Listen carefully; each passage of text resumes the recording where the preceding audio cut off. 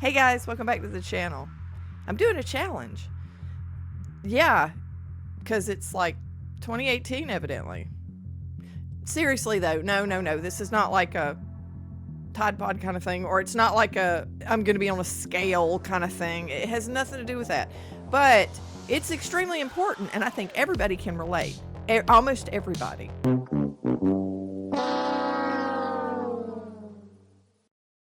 So stick around and hear me out, right here on Black Box Warning. I've got a lot to say, can't hold it in this time, got no filter, I got no filter, no filter, I got no filter, no filter, I got no filter, no filter, I got no filter. Okay, so the challenge is this. I'm going to get off my butt. Yeah, Get your lazy behind out here. that's pretty much it, right? Well, I mean, there's a little more to it. So I have this thing in my room. Yep. That's it. It's my treadmill. So it sits there, and sometimes I hang clothes on it. You know, it's a good coat rack.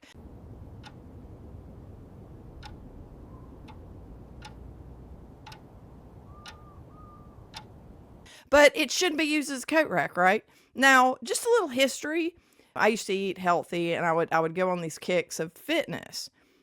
Quite a lot, actually. So most of my, let's say, 30s, 40s, I spent a lot of time on that thing. I would go on the treadmill at least 3 days a week. I would usually do 2 miles, and I walk. I don't run, because running, I mean, there's nothing chasing me. I have no business running. So the thing about what you need to do on a treadmill is just walk, in my opinion, okay, let me add that as a qualifier, is to walk fast enough, right? So I do at least 4 miles an hour. So that's a very fast walk. And if you try to do it on the road, you're going to look like a jackass. So I don't do it outside. Not that I don't think that's fine if that's the way you do it, but because I walk so fast, it's embarrassing. So, but anyway, so I used to do 2 miles a day, and it would take me like 30 minutes essentially to do 2 miles. So I got really good at that. I would do it 3 days a week, and I felt amazing when I would move that much, because I work in an office. We have some new people coming in, and we need all the space we can get. But there's no space. So if you could just go ahead and pack up your stuff and move it down there, But no, that would be terrific. I was told Okay. I could stay. Excuse me. I believe you have my stapler. So a lot of the time I'm sitting at a desk, you know, doing computer work. Now I do move around a lot, but it's kind of hit or miss. Like some months I'll have to do a lot of stuff on the production floor, and I'll be running around like a chicken with my head cut off. But you're not getting that heart rate up. You know, you're not feeling it, right? It's a different kind of movement. But recently I realized that I was kind of, I don't know, I was relying on my yard work, which is excessive and, you know, a crime against humanity, honestly. Because like I said before in a previous video, I feel like I've been weed whacking on the surface of the sun. It's horrible out there. But I'll go out and I will push mow, and I use a riding lawnmower for a lot of stuff. But there's so much work to be done in my yard during the summer.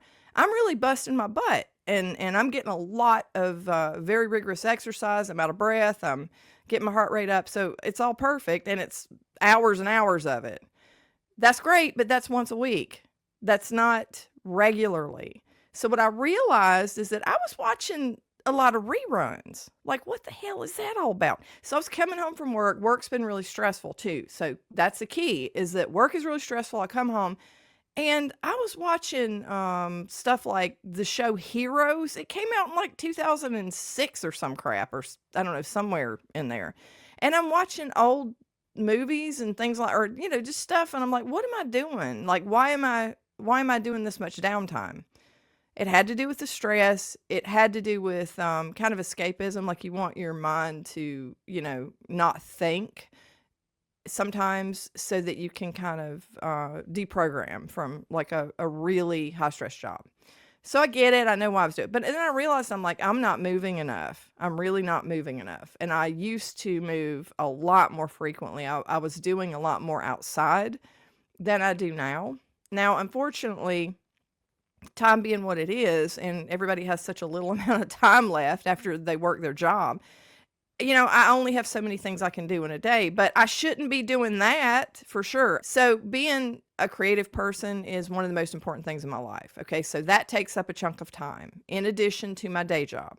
So day job takes 8 hours, and then I have to express myself creatively. So I'm writing, I'm doing things like that, but that's all sedentary, right? So, and also I don't think there's anything wrong with watching these older shows or watching stuff on TV to kind of decompress, because it works. It's great. But I was doing too much of it. And what I realized is that I haven't been on that coat rack in a while. So it's time to get back on there. So first things first, I have shut TV off. So I have this inner monologue thing going on where myself is telling myself, it's like, self, shut them TV off, grab the remote, shut it off. So I do that. Okay. Now, second thing is I got to change in my workout gear and put my running shoes on. And it's like, go change your clothes. So I take it one step at a time. Now, I know that if I put those clothes on and put my shoes on, because, I'm all like comfy for the night usually. I'm like just in my junk clothes that I walk around the house in. So, but I know that if I change into those clothes, I'll get on that treadmill because I bothered to change into the clothes. I mean, I know this sounds crazy, but it works. So it gets me on that thing. Because in the scheme of things, if you look at the hours in a day and how much you spend at work and how much you spend at home and what you have to do, 30 minutes is nothing. Now, that being said, if I get home and I have to do a whole lot of housework and I have to do outside work that's unexpected, then I actually will forget about it. And I'm like, crap, it's like later in the evening. And I'm like, I really don't have 30 minutes because I'm crunched on time. So I will at least do 1 mile. But you know what I was doing to myself? Like before, I would like stop getting on the treadmill because I had in my mind, it has to be 2 miles. It has to be 2 miles, right? When really by a mile, I'm getting my heart rate up. It's not as good to me as the 2 miles, but it's value added. So why wouldn't I get on it for 15 minutes at least, or 20? So I try to get rid of a lot of the preconditions and structure that I put upon myself for no apparent reason. So all of this is going on, right? But it's got me off my butt. So it's the get off your butt challenge. Just get off your butt and do something. Now, a lot of people, might not have a treadmill, or they might have something else. They might have an exercise bike, like a stationary bike, or you might want to go get on your bike and ride around. If you move regularly like this, it really makes you feel amazing. At least in my case, it does. So I want to get that back. And it's funny how we fall off. And it has a lot to do with what we tell ourselves. So the dialogue in our heads is extremely important to keep check on. So when you start making excuses, yourself tells yourself like, well, this was rough and I'm emotional, blah, blah, blah, blah, all that kind of thing. Then just shut it down immediately. I think that's the first step to not falling off the wagon when we get a good habit, right? All right, I want to make it clear that this challenge is not about weight loss, really. I think that it will stop me kind of gaining and losing. And I'm talking about 5 pounds, really. 5. The worst was over the past 4 years, maybe 10 pounds over the winter, that sort of thing. So I don't have a problem with weight anymore, and I'm at a very healthy weight, which, I mean, back in the day, I still look back to me being a bone-thin, emaciated-looking thing and thinking of it fondly as far as appearance goes, because I used to be, years and years ago, I used to model, and I had the whole 90s mindset of the thinner the better. But I'm not doing that anymore because that is not healthy. You're supposed to be healthy. You're not supposed to be a runway model. So I always battle with that still. But I'm not doing it for weight loss. I'm doing it for how I feel, what it does to me emotionally. It significantly helps you with your mood, and if you have problems with depression, moving is one of the best things you can do for yourself. So that being said, I started last Thursday, and what I wanted to do is every single day do 2 miles. That's my goal, right? But when it comes to the amount of things you have to do after you work a full job, there is literal time constraints to that. So what I said to myself, self conversation, is that I would actually get on there every other day at least, right? And then what I want to try to do is do every day at least 15 minutes. So that's kind of what I'm aiming for. But I've only been doing this since it's been a week, and I feel so much better. I remember how this feels. And that's the thing, is that when you do things like this or you develop habits like this and you feel great, we need to start analyzing why we stop, because the reasons we stop are bullshit. Sorry, but they are usually. I mean, unless you actually can't, walk or something, or you can't, you have something physical that stops you, like you can't do the things that you were doing. But if that's the case, because that does happen to people where they have injuries and things like that, find something you can do, because if you're doing any kind of like significant movement, then it will make you feel better. Everyone I have spoken to about it, when they move more, they feel better. So it's kind of a universal truth, in my opinion. I also want to start lifting weights, because I have always found a lot of value in weightlifting. And, right now I do the hand weights or whatever, I'll do those, but I can't do the rest of it just because the gym hasn't been set up. It will be set up, I believe, by the end of September. We had a little bit of a delay. It was supposed to be ready already in the house. And when it comes to actually gyms and things like that, be honest with yourself, because a lot of times I know, I was, I'm going to get a gym membership and I'm going to go this many times a week and blah, blah, blah, blah. The truth about that is I'm not doing that. I'm not going to do that. I might aim to do that. I might want to do that, but I'm not going to do it. And the reason I'm not going to do it is because I barely have enough time to pee, much less actually get into a car, go to a gym, shower, come back. That's a lot of time. Time is the most precious resource we have. So there's no way I can do that. So I always, and historically I've always done this. Every house I've ever bought has always had a fourth bedroom or something so that I could set up a gym, and I've always done that. Now in this house, just because of circumstances, I wasn't able to do that until now. So now it's a little late coming. Now I'm going to have a gym and it'll be right there, and it's just convenient. And I did use it in the past. It's not like I created a gym and never went in there. I did regularly, but it's been a while. What's funny is that I was in an apartment for a while, and I got rid of the dining room table and put a treadmill and a weight machine in that space.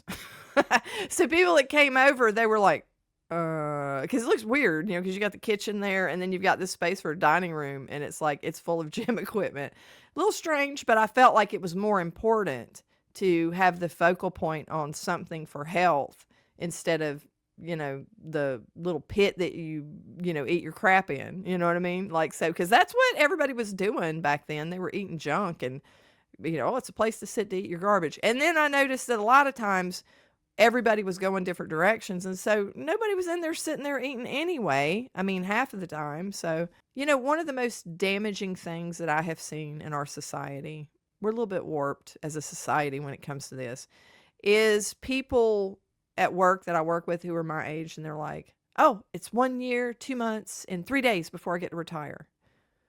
And that's not necessarily a bad thing if you have a full life full of interests and hobbies and you get a lot of activity, and then you retire and you can focus all of your time on that. That's great, because you're actually spending your time on what you want. The problem is that most people, or a lot of people, they are looking forward to sitting there in front of the TV doing nothing but eating their junk, right? And I've noticed that there are so many people that I have worked with that the retirement was the first step towards early death, unfortunately. So we need to understand that moving all the time, forever, is something we need to strive for. We don't need to live to stop and just give up.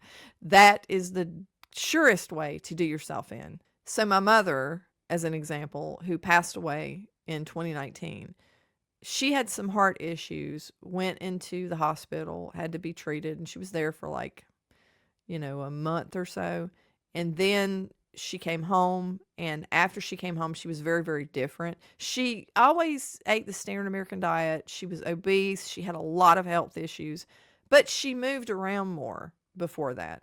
When she got back from the hospital, the rehab people would come by and she would fight with them. She wasn't herself, as far as disposition goes, but she stopped moving altogether.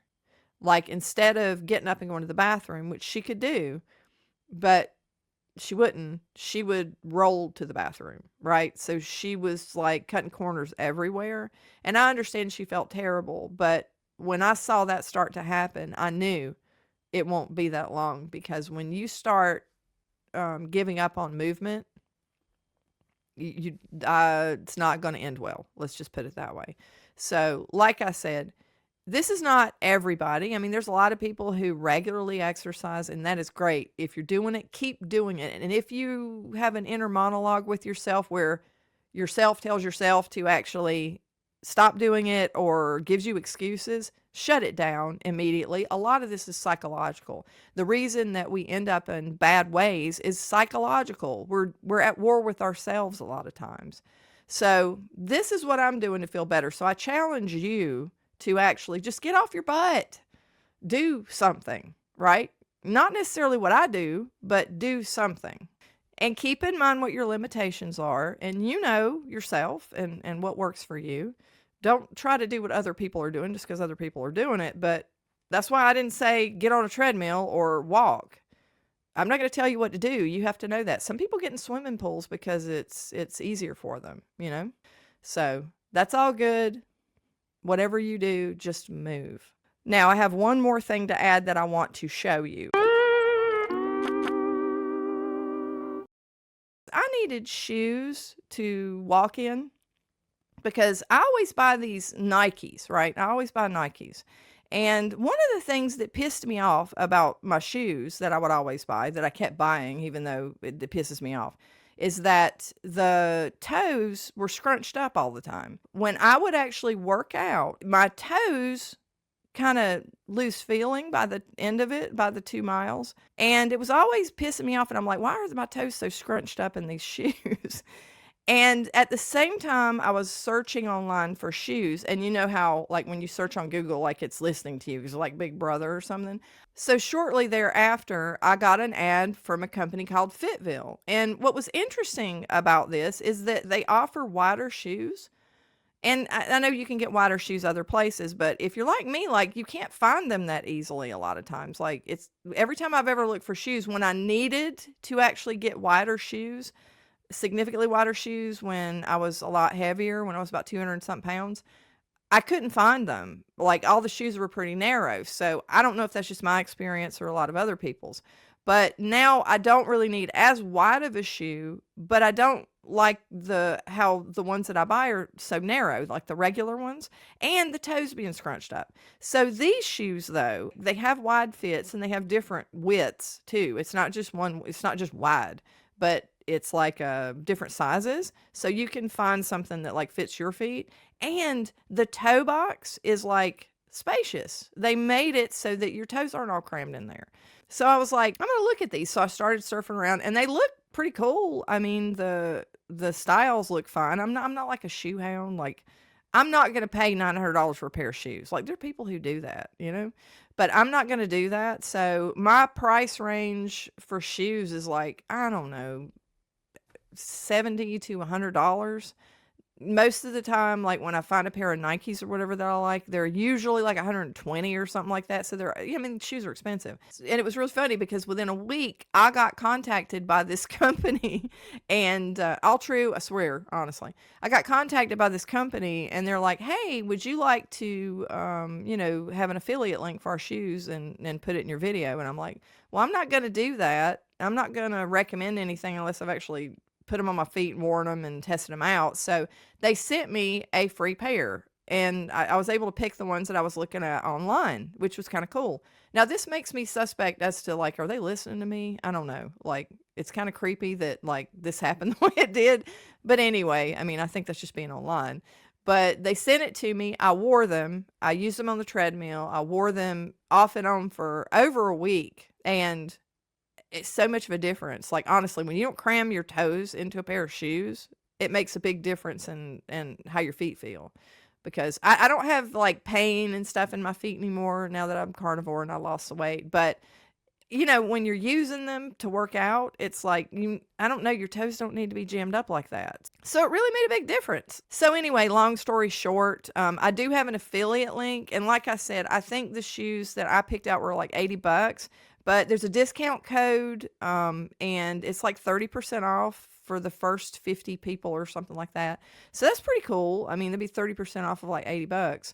And, you know, they, like I said, they have different sizes and stuff like that. Now, I got the smallest width size or whatever. Now, also, what's important to mention is if you have a lot of problems like venous dilation or plantar fasciitis and bunion, that type of thing, like this shoe would probably help you. That's a lot of their market is for people like that. So in my case, I don't have any of that, but I was tired of my toes going numb, so it helped a lot. So my challenge is to you to get off your butt. All right, get moving! Get going! Move your abdomens now! If you're sitting on it too much, you know, just get off your butt. Do something. Do it each day and keep doing it. We shouldn't have a day of inactivity. We really shouldn't. It should be rare, at least, where we're actually completely inactive. So I hope that you'll take me up on my challenge. And again, been doing it since last Thursday. Everything's going well. Now, I'm not going to be weighing myself and doing any of that because this has to do with how I feel and what makes me feel better. So let me know in the comments down below. Do you make time daily for, I won't say exercise, I'll say deliberate movement, basically. Deliberate activity that gets your heart rate up at least 15 minutes a day, or I don't know, at least 3 times a week. Like, what is your schedule like and what do you do? Because I think it'll help the community to find out like what is your way of getting this exercise in. How do you achieve this? Because you know, the treadmill thing, that's my cross to bear, and it's what I'm always going to be on is the treadmill, not running but walking really fast, and it works for me. But what do you do? Because I'll be interested to find out. And thank you so much for watching. And if you like the video, if you don't mind if you hit the like button, it really helps out the channel a lot. And make sure that you subscribe and hit the notification bell so that you don't miss out on future content like this. And I'll see you guys in the next one. Bye.